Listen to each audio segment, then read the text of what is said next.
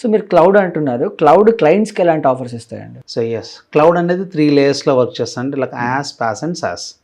So IaaS వచ్చేసరికి ఏంటి అంటే క్లౌడ్ మొత్తం ఇన్ఫ్రాస్ట్రక్చర్ ప్రొవైడ్ చేస్తాయి. లైక్ OS ఇమేజెస్ యూస్ చేసుకొని మనకు కావాల్సినవి మనం క్రియేట్ చేసుకుంటాం. ఒక సింపుల్ ఎగ్జాంపుల్ చెప్పాలంటే ఒక ఎంటీ ఫ్లాట్లో రెంట్ లాంటిది. Okay, empty flat. Okay. So owner ఏమి ఇస్తారు?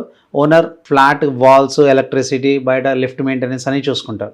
ఆ ఫ్లాట్ లో మనకు కావాల్సిన మనం ఎలా తెచ్చుకుంటామో క్లౌడ్ లో కూడా అలానే ఉంటుంది. IaaS మోడల్ అలానే వర్క్ చేస్తుంది. ఇన్ఫ్రాస్ట్రక్చర్ వాళ్ళు ప్రొవైడ్ చేస్తారు, ఇన్ఫ్రాస్ట్రక్చర్ యూస్ చేసుకొని మనకు కావాల్సింది మనం క్రియేట్ చేసుకుంటాం. దాని తర్వాత PaaS మోడల్. PaaS వచ్చేసరికి సంథింగ్ లైక్ ఒక ఫుల్లీ ఫర్నిష్డ్ ఒక హోటల్ రూమ్ లాంటిది.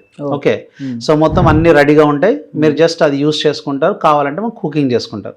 ఎవ్రీథింగ్ ఆల్రెడీ రెడీగా అవైలబుల్ ఉంటాయి. రైట్. SaaS వచ్చేసరికి ఏంటి అంటే సింపుల్ చెప్పాలంటే ఒక హోటల్లో మనం డైనింగ్ లాగా మనం ఆర్డర్ చేసుకుంటే ఫుడ్ వచ్చేస్తుంది రెడీ ప్రోడక్ట్తో పాటు.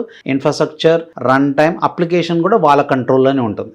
IaaS, PaaS అండ్ SaaS అనేది రెస్పాన్సిబిలిటీ ఎవరిది, మేనేజింగ్ ఎవరు చేస్తారని దాని బేసిస్ పరంగానే IaaS, PaaS అండ్ SaaS ఉంటుంది.